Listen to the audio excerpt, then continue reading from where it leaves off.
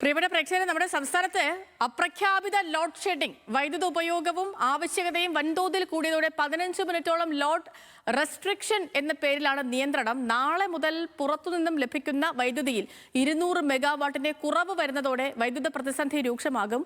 ആഷിഖ് റഹ്മാൻ വിവരങ്ങളുമായി ചേരുന്നു. ആഷിഖ്, എങ്ങനെയാണ് ഇതിനെ KEB ക്രമീകരിച്ചിരിക്കുന്നത്? നിശ്ചിതം ഒരു മുന്നറിയിപ്പോ കാര്യങ്ങളോ ഉണ്ടായിരിക്കുമോ? സമയക്രമം ഉണ്ടായിരിക്കുമോ?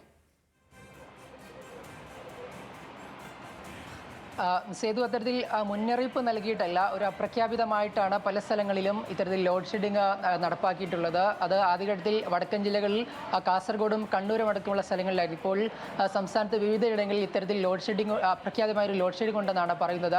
15 മിനിറ്റോളം ദൈർഘ്യമാണുള്ളത്. പല സ്ഥലങ്ങളിലും പല സമയങ്ങളിലാണ് ഇത്തരത്തിൽ ലോഡ് ഷെഡിംഗ് ഉണ്ടാകാറ്. ഓരോ പ്രദേശത്തും പല പല സമയങ്ങളിലായിട്ടാണ്. രാത്രിയാണ് ഏറ്റവും കൂടുതൽ ഈ ലോഡ് ഷെഡിംഗ് ഉണ്ടാകുന്നത്. പ്രത്യേകിച്ച് ഈ പീക്ക് ഹവറായിട്ടുള്ള 6 മണി മുതൽ 11 മണി വരെ വലിയ രീതിയിൽ ഈ വൈദ്യുതി ഉപയോഗം വർദ്ധിക്കുന്ന സാഹചര്യമുണ്ട്. ഇത് മുൻകൂട്ടി കണക്കാക്കിയാണ് വൈദ്യുതി വകുപ്പ് ഇത്തരത്തിലൊരു നിയന്ത്രണം കടുപ്പിക്കുന്നത്. പ്രത്യേകിച്ച് സംസ്ഥാനത്ത് സർവകാല റെക്കോർഡിലാണ് ഈ വൈദ്യുതി ഉപയോഗവും അതുപോലെ വൈദ്യുതിയുടെ ആവശ്യകതയും. ഇത് രണ്ടും വർദ്ധിച്ച സാഹചര്യത്തിലാണ് ഇത്തരത്തിലുള്ള നിയന്ത്രണത്തിലേക്ക് പോകേണ്ടി വന്നത്. ഇത് ഔദ്യോഗികമായ ഒരു നിയന്ത്രണം അല്ലെങ്കിൽ ലോഡ് ഷെഡിംഗ് എന്ന് പറയാൻ കഴിയില്ല. പക്ഷേ അപ്രഖ്യാപിതമായിട്ട് ഇത് വൈദ്യുതി വിതരണ ശൃംഖലയെ കൂടി സംരക്ഷിക്കുക എന്ന ലക്ഷ്യത്തോടു കൂടിയാണ് ഇത്തരത്തിലുള്ള നിയന്ത്രണം വന്നിട്ടുള്ളത്.